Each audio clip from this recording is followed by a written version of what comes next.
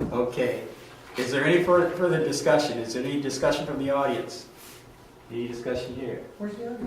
I'll discuss it, yay. All right. All in favor signify by saying aye. Yay. Aye. Okay, the motion passes, and we have one absent, so it's unanimous. All right, we'll move on to the next item, which is on page 34. The discussion, the review and direction regarding the district standby availability, charge, and direction regarding the applicability of the charge to all vacant parcels within the district. This is something I intended to show you the visual on the screen. Basically what I would have been showing you, if you can get your head around it, is that we have properties that are metered active customers, okay? They pay our monthly rate, set those aside. We have vacant parcels that pay the standby availability fee, which was a fee. It's actually considered, currently it's considered an assessment, okay, under tax law. And it is a fee on vacant parcels that is charged annually on the tax rolls, and it comes to the district from the county. And there's a county levies that assessment and then sends us the money as it's received. And that is it's an amount of money that was intended to come to the district because of our unique circumstances with a lot of vacant parcels and very few customers at the time when the district was formed specifically. And so in 1980, when the district was formed, they levied this fee to be able to make sure that there was enough money to operate the system, because we have a complicated system and that pump's got to run even if you only have 500 connections or 200 connections. So that was the intent of this fee. We also got specific legislation to have that fee levied higher than the $10 per acre that's in the law, because that was the limit in the law at the time. So we had to get special legislation to allow it to be the $60. So that's what exists today. Even though, you know, Proposition 218 came in 1996 and changed the way that you levy these. So if we were to do it now, we have to go through a voting process, and properties, the affected parcels would vote yes or no on this standby fee. Okay. It's $60 per acre, up to 3 acres with a maximum of $180. Good point. Yeah. So that's the way it currently is. So we've discovered this through the map.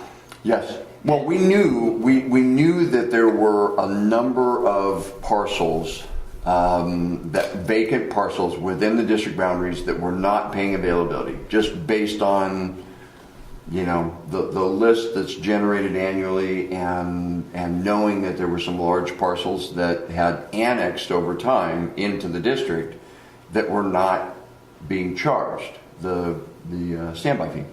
But the map helped identify that it's more than just those. There's some of them that are in the middle of a bunch of other parcels that are paying. So it's just kind of an interesting anomaly. And this would be turned over to the county to collect on. Yeah, if the board so directed, and I'm introducing this because it's a new topic for you. But if you said, yes, we agree, all parcels pay this availability charge, then next year when we levy it, which is by August 10th of each year, that list that came to the board for approval, typically in July, would have every parcel of it. So nothing would happen until we generated that list next year. You're not going retroactive? No, I don't think so. I mean, I guess that's something I guess we could look into. Whoops, we forgot to tax you all these years. I don't know. Wow. I mean, that would be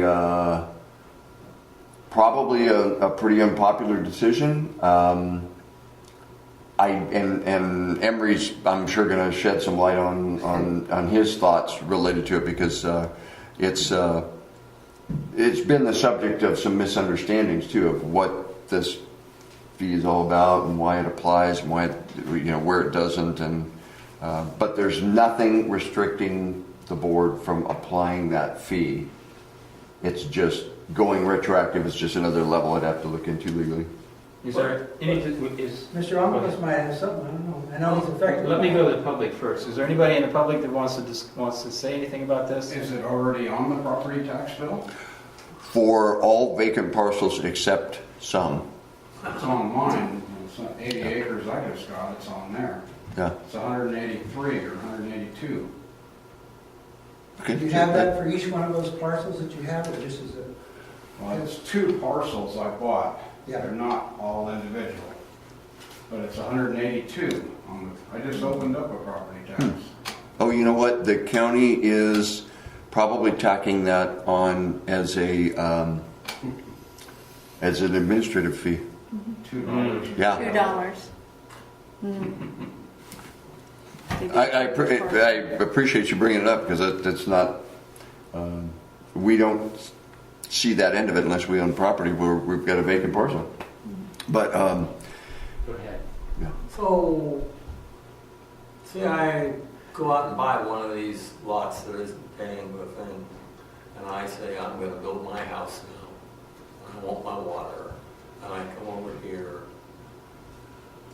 What are my fees gonna be? Am I gonna, I mean, there's all this infrastructure I didn't pay for. Do I get to just walk right up? Well, and first pay? thing they're gonna say to you, sorry buddy, we got a moratorium, you don't get water. But That's he's in the first thing they have to district and do. he's in the, he's not outside place of use, he's in our boundaries, and he says, I want water. I say, I want water. What happened? We give them water and they pay the normal connection fee. That's the only policy guidance I have. Yep. So the people that have been paying all these years paid for nothing. That's why we're fixing this. Yeah, that's why we're addressing it anyway. Exactly. Yeah, but don't they have to, if let's say, we use him for an example, let's say he's a half a mile to the nearest main, does he have to put the main in and put the cost of the main to those parcels that he's got? Mm-hmm. Yeah, if he's going to connect to it, yeah. Yeah, so that's also part of it. Yeah, absolutely, yeah. Yep. And it's, and again, just like we talked about with Dollar General, if somebody's got to do a main extension and put a fire hydrant in and, it's an 8-inch main extension that goes past other properties, those other properties can connect and the reimbursement agreement would pay back the person who funded that water main. But it can be really expensive to put these water mains in, Very expensive. really. Yes. But you go anywhere else, and that's the cost of doing business. We just haven't had this come up a lot, So, but there are some interesting things, where there are. One more of those skeletons. You can, yeah. Well, my comments, which I called you about yesterday, the board doesn't know about, but in the past, we've taken this money that we get once a year for these lots, and I think we use it as probably operating funds. Mm-hmm. We don't use it, we don't set it aside. And I think part of what we should be saying here is that you take this money, set it aside, so that when a guy does decide to do something, let's say he's paid $30 so far, well, then you have $30, I guess, to count against the $1 million he's got to spend to hook up to the system. We don't separate that money out. We should set up some kind of an escrow fund or something, or at least keep track of all this money that people are paying to connect to the system. Now what we do is wages, salary, and stuff like that, and whatever else, we haven't been keeping that money.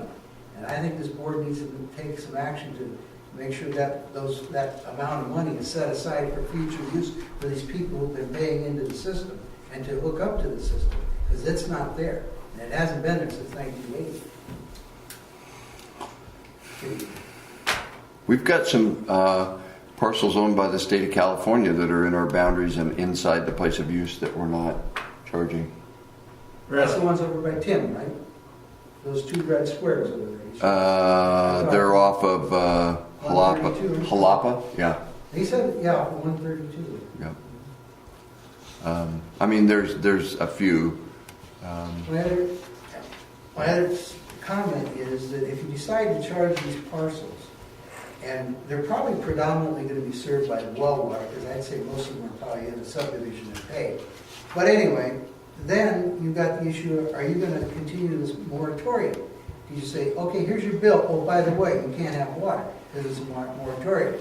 So I think that has to be addressed at the same time. You can't, and you have to have a good reason to have a moratorium. And the well over there isn't hooked up, and that's where the water's supposed to come from.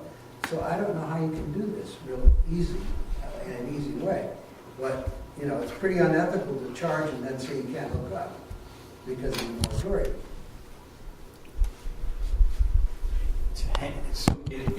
So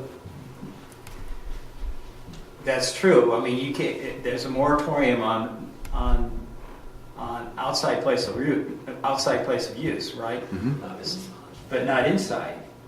So, but these fees are not outside place of use.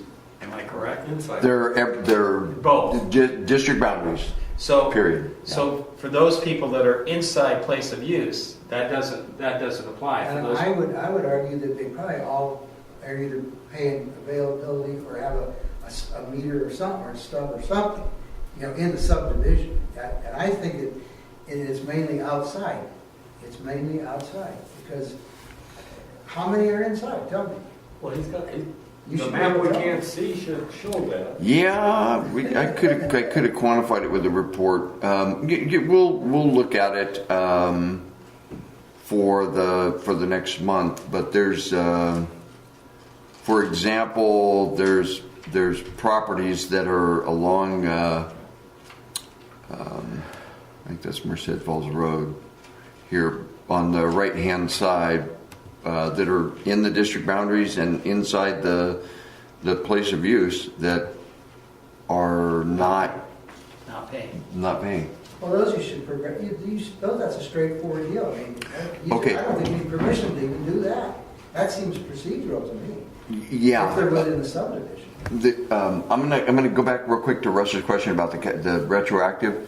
In reality, when the majority of these parcels annexed, since the very beginning of the district, there have been a number of annexations. When they annexed, we did not apply the fee. And that is the biggest problem. For example, South Shore, the whole 2,000 acres out off of Bonds Flat, when that annexed, we should have applied that fee.